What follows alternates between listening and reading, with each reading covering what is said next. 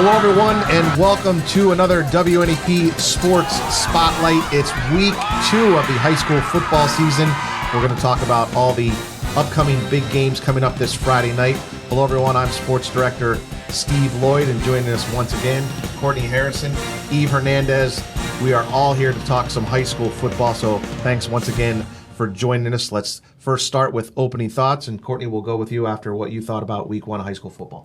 Exciting week. I think there were some games that the outcomes were as we were expected. Others, not so much. I think we were surprised of at the end of Friday night and even on Saturday. So we're looking forward to week 2 to see if we'll have much of the same. Eve, you were down at Mount Carmel. Mm-hmm. Obviously, you saw North Schuylkill and Coach Wally Hall come in there and dominate. Yeah. What were your thoughts on what you saw in week 1? My goodness. Yeah, that was a crazy game. But first of all, just Mount Carmel, all the fans coming out for that game. I mean, they shut the street down. They had the fire trucks coming out. It was really cool just to see how people were excited for high school football, of course. But just the game in general was a whirlwind of a game. Like you said, North Schuylkill completely dominated it. But it was a lot of fun. Week 1, a lot of fun. Like you said, Courtney, some outcomes we could have predicted, some outcomes we did not expect. We had some movement in our Super 16 countdown. So that'll be fun to talk about a little bit later on.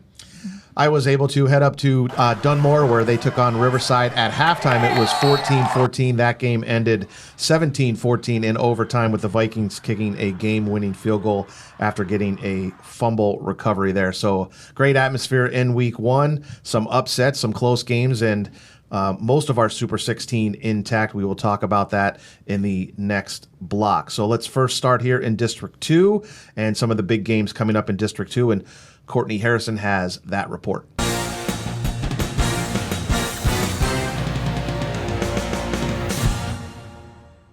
Well, obviously, our Super 16 game of the week, we usually try and pick one of these every week. We're going off with number 16, Abington Heights at West Scranton. Both of them coming off of wins. West Scranton earning their very first win in, I believe it's 12 games. They didn't have any wins last season, so this is a huge pickup for Jake Minetti and his Invaders. I think they worked really hard in the offseason. They're trusting the process, and the work was apparent last week. Abington Heights into the Super 16 countdown this week after beating ES South. I think Nick Bradley is at the helm of the offense, doing a great job again.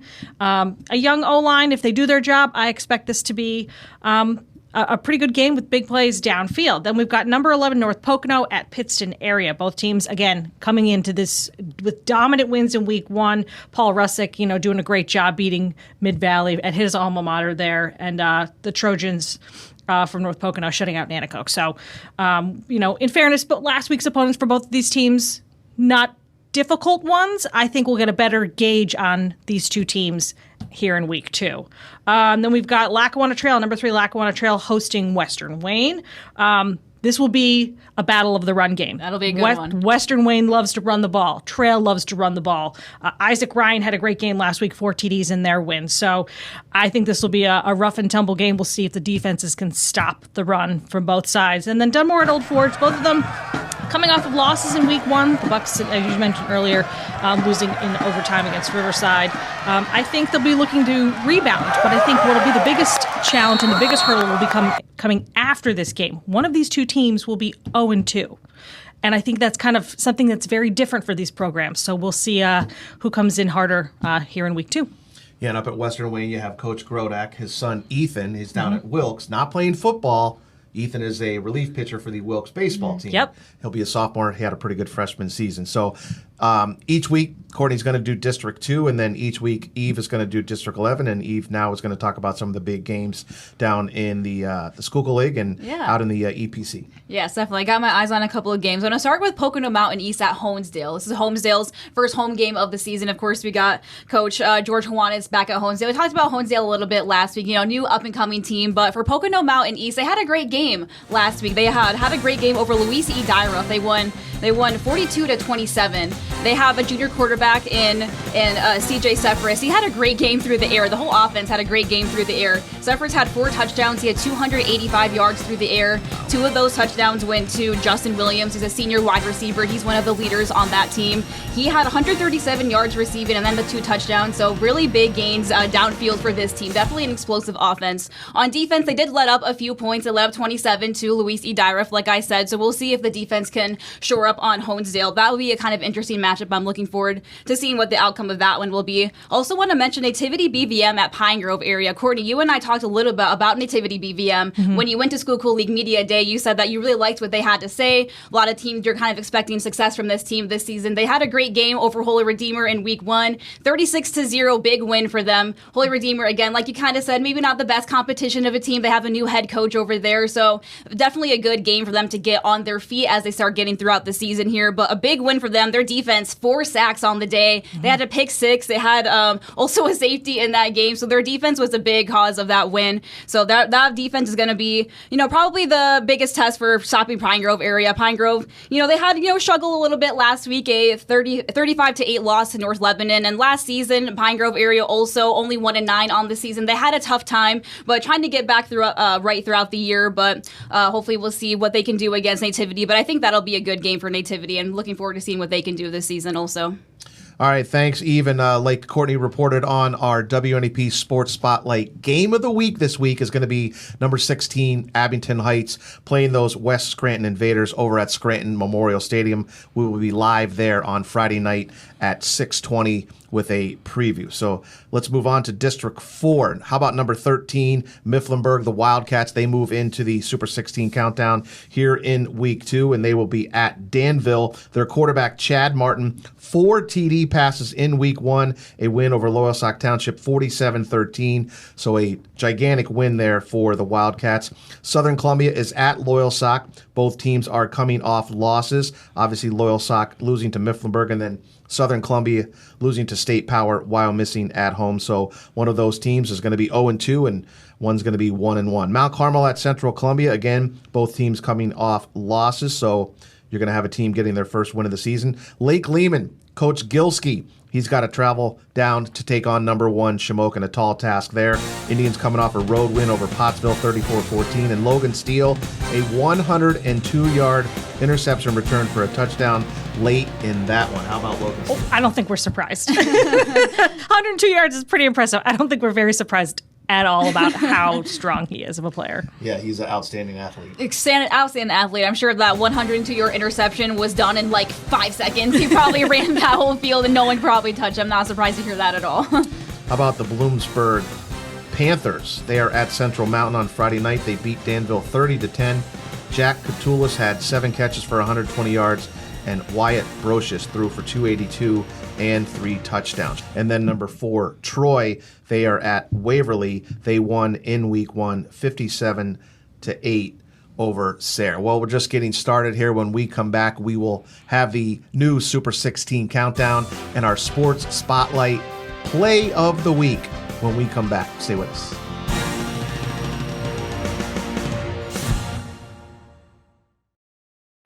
The Wilkes-Barre-Scranton International Airport, AVP, is your gateway to everywhere. Start here with safe, convenient, terminal-connected parking, quick check-in, and short lines at TSA. Fly on American, United, or Breeze Airways and connect to destinations throughout the USA.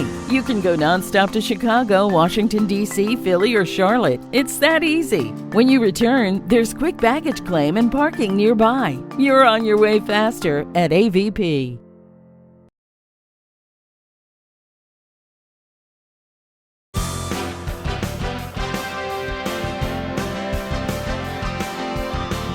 And welcome back to the WNEP Sports Spotlight. I am Sports Director Steve Lloyd, along with Courtney Harrison and Eve Hernandez. We're going to get to the Super 16 countdown.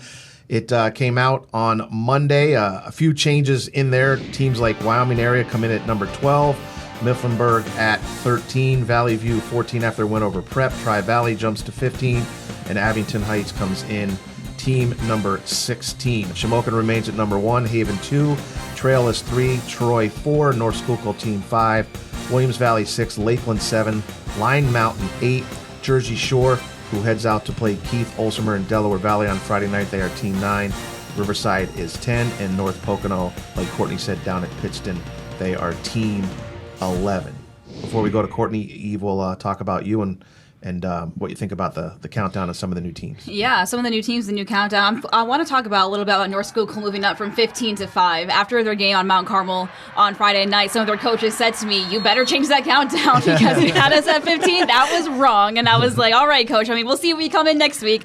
There you go. We got you at number 5 this week. They had a great game. North Schuylkill is the team I think is built a little bit different than a lot of teams in the area. They have more. A lot of teams are bigger, focus on the ground game, really solid defense. But where North Schuylkill, they're all about the speed. And when you have a team that's all about speed, it's really hard for these linemen to catch up to them, these linebackers that you have on the other side. So it's really hard, like I said, for teams to be able to catch up and keep up with that speed. So I think that's a really good thing for North Schuylkill. We got Haven moved up to 2. That's pretty much the same. We got Lime Mountain coming in at 8. They moved up a couple spots. Abington Heights coming in at 16, I think is definitely interesting. Like we said, they had a great game last week. I mean, definitely kind of a battle there. And I think this week, like you said, Courtney, it will be a little bit of a better test to kind of see where they're at. I'm excited to see what Abington Heights can do over West Scranton. Yeah, and I think we said it earlier. Week 1, you never know what can happen. Anything can happen. So it's kind of like a preview. I think you probably have the biggest challenge is trying to figure out where we stack our teams. Now we have a better idea. Obviously, some of these teams, I think, have surprised us. I mean, Valley View, when I talked to Coach Wasilchak, he's like, "Courtney, I don't know what we're going to do this year. We lost 29 seniors. We've got a young team." But apparently wasn't a problem. Maybe he was bluffing a little bit. Maybe he was trying to play it down. But having them come in at number 14, we'll see if they can keep that momentum up. I think we have a better idea. Tri-Valley bumping in. Obviously, Mifflinburg, we've had some people in the offseason tell us, hey, don't count them out. See what they can do. And here we are sitting at number 13. So, I think it's tough for some of the teams that were out. Prep is out of the countdown. Mm-hmm. Crestwood's out. Southern, Wilkes-Barre area. But it's week 1. They have plenty of time to get back in the game and get back in the countdown. Right. 16 spots, they fill up very quickly, just like our dream team. Oh, yeah. 32 players. That those spots fill up very, very quickly.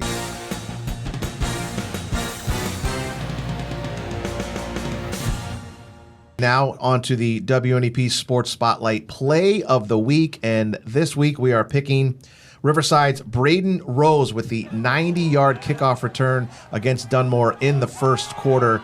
And it was on the ensuing kickoff after the Vikings gave up a touchdown. And he really showed his athleticism and burst, running all the way in and then getting knocked to the ground by his teammate, Jared Jackson. So congratulations to him for being the Sports Spotlight Play of the Week. I mean, he's a great all-around athlete in general. So, cranking off this 90-yard kickoff return touchdown, pretty great. And hopefully we can see more of that from him this season. Yeah, what do you think about Braden Rose? Obviously a great athlete there for Harry Armstrong. Great athlete for Harry Armstrong. Like you said, a great athlete all around. He plays basketball for Riverside as well, but super fast. When I watched that play before he came in here, actually, I just wanted to see how he was able to break it through. He slid right through the defense. There was no one that could touch him. He was just gone like in an instant. So that was a really cool play. Good for Braden Rose. Yeah, congratulations, Braden, and to Riverside for their overtime win over Dunmore. So each Friday night, we always do the sports finale, and our editor in there, du jour, James Pennington, puts it together as he accumulates all of our video and shots from our photographers each week. So here's a look at last Friday's sports finale on the Super 16 Sports Final.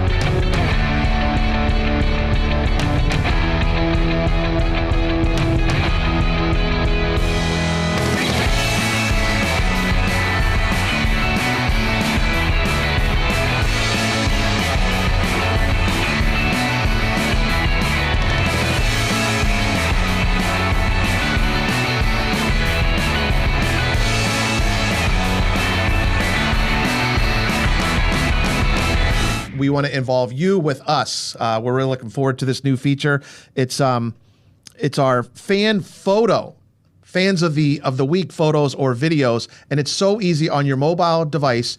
Just download the WNEP app and go to Near Me. It's on the bottom, and you just have to click on there, and you can send in photos from the games or a quick video from the game showing your school spirit. We're going to have this each and every week, and we're going to show as many photos and videos that are sent in that we can. Yes, please send your photos in. We're super excited for this segment. Definitely want to feature as many of you guys as we can. Yeah, it's kind of like a mini tout or mini wave to the finale that we usually show at the end of every week. We can't get to all the games, obviously, but if you've got fans in good groups, student sections, cute little cheerleaders, like the little junior cheerleaders, whatever it is, send it our way. We'll be excited to see what you send us. Yeah, we're expecting a lot of photos and videos, so be creative, have fun, like Courtney and Eve said, and send them in. We'll put them on our regular news, and we'll definitely have them here on the Sports Spotlight on our streaming service. Coming up next, we will have a feature. Goes way back to 2016 with former head coach Steve Armale as he features some of the linemen up at Abington Heights. Next here on the Sports Spotlight. Stay with us.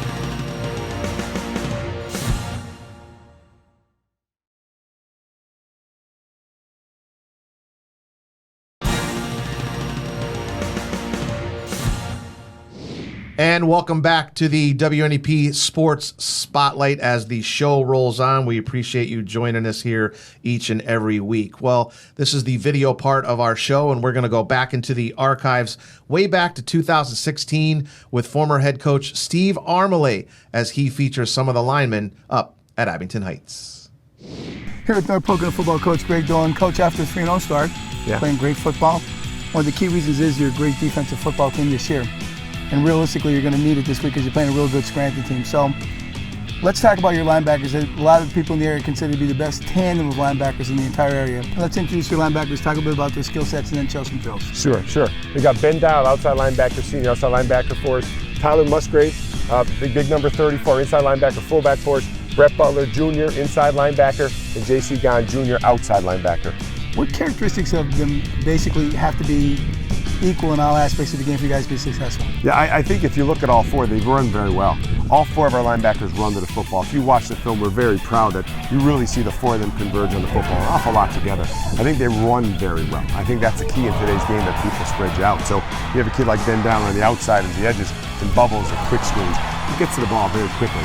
J.C. Gahn's a kid who's very versatile on the other outside, who drops back and covers for us, who rushes the passer, who covers great ground with his length and his height. And then on the inside, I think we have two kids that are lean and strong, that get off blocks and get to the football. Coach, certain aspects are fundamental to how good linebackers. Why don't you take us through some quick drills here that the North Pocono linebackers do every day to enhance their skill sets? Yes, and not only our linebackers, but our whole team. The drill we got down at Penn State for Ron Vanderland that I saw for many years at Dunmore is our strike drill. And we're getting our thumbs up, we're getting our hips out, and we are violently hitting the bag and teaching our kids to engage in people, and then we'll work on getting off later on. But this is just a strike drill to be able to get into people. Okay, besides striking and being able to get off blocks, you got to be able to tackle. No doubt. So we're going to be able to see a little tackling drills you guys do every single day. Yeah. But let's take a look at it. Yeah, step slide, and he's going to strike, and then he's going to go into tackling. Hot tackling, which we feel is really safe right now. Hit, downhill, down, strike here, and then we're tackling, boom, good.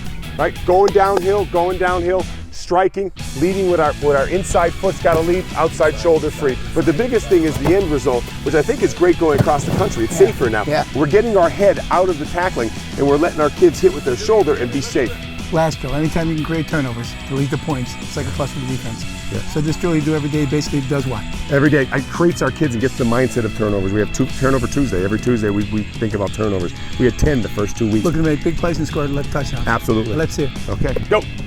He gets it, he strips it, he gets out of the way, picks it, fumble. That's it, scoop and score, knuckles to the ground, and we work on turnovers every single Tuesday.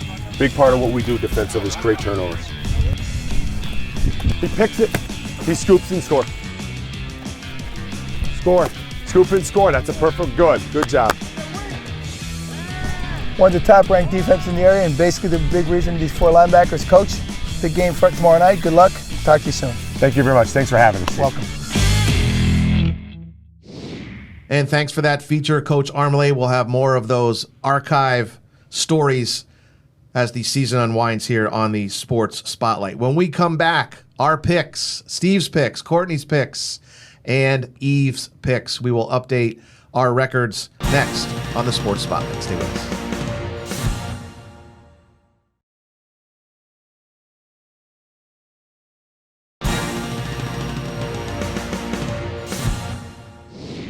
And welcome back to the WNEP Sports Spotlight as we wrap things up here for week 2. Another big, exciting week of high school football coming up on Friday night. So we're going to get to my picks first. So my overall record is 4-2 from the first week. Not too bad. So here's my picks. Pittston area over North Pocono. They're going to win at home. Marion Catholic will win at home over Tri-Valley. We have Warrior Run over Montgomery. Pottsville picks up a win. Coach Brennan over Jim Thorpe. Montoursville will move to 2-0 with a win over Milton, and I'm going with Pocono Mountain East over Honesdale. I do like those picks. So here's Courtney with her picks. Well, Steve, I'm going to disagree with you on a couple of these, but Fine. Totally fine. But I'm sitting at 3-3, so I'm looking to try and get back up in the ranks there. I'm going with Jersey Shore over Del Val. North Pocono over Pittston for me. Trail over Western Wayne. I'm picking Tri-Valley over Marion Catholic, even though Rory Dixon had 5 touchdowns last week. Pottsville over Jim Thorpe. And Montoursville over Milton. Pottsville put up a fight last week, so I think we'll look to see good things from them against Jim Thorpe this week. Awesome. Eve, your picks? Yeah, for my picks, I'm going with Jersey Shore over Delaware Valley. I'm going to Abington Heights over West Scranton. Lackawanna Trail over Western Rain, agreeing with you guys there. Also got Warrior Run over Montgomery. I'm going with Pottsville over Jim Thorpe. And then I think I'm going to change mine. I have Pocono Mountain East over Honesdale. I think I originally picked Honesdale over Pocono Mountain East, but I kind of want to agree with Steve and going Pocono Mountain East over Honesdale. I think I was 4-2 last week also. So Steve, you and I are tied. Yeah, I really went with Pittston area at home and Marion Catholic at home. 2 really good coaching staffs there. Those will be tight games. Mm-hmm. I think Warrior Run's playing some good football. They are. We talked about Coach Brennan. They looked pretty good last week against Shamokin. Just ran out of some gas there. And then Pocono Mountain East, Pocono Mountain West and East both won last week. Mm-hmm. Honesdale, that's obviously it'll be second game for Coach Hawanitz there with the Hornets, and I really kind of like those picks. So we're going to go here with final thoughts. We'll start with Eve. Yeah, looking forward to it week 2. We're going to be at a lot of games this upcoming week, so super excited to get around the area. I know I'm going to be at a couple different games myself. But yeah, looking forward to some of these games that are coming up. Like you kind of said, as we get into, the first week, it's always like a lot of penalties, a lot of fumbles, a lot of illegal formations. Cramps. People are still trying to, get into mid-season form, we'll say. So definitely looking forward to some teams, getting, their feet under them, playing together a little bit more, getting some better football than we were able to see last week. Yeah, and I agree. I'm going to be at the game of the week this week, Abington Heights and West Scranton. I'm excited to see both of them in action. But like you said, you never know what can happen. This is the beginning of the season. I think this is actually where you really need to be your best, is when you figure out what your best is going to look like. So I think having those early wins in the season will benefit you down the road, and really kind of hopefully that we don't have injuries. That's always becomes a problem too. So we'll see how week 2 shakes out. Well, for everybody behind the scenes, including Sean Dunn and Bill Schultz, I am Steve Lloyd, along with Courtney Harrison and Eve Hernandez. We want to thank everybody for their help in getting the show off the road. So enjoy the games on Friday night. Thanks for joining us once again, and we will be here next Thursday night on WNEP+. So that's it for the Sports Spotlight here in week 2.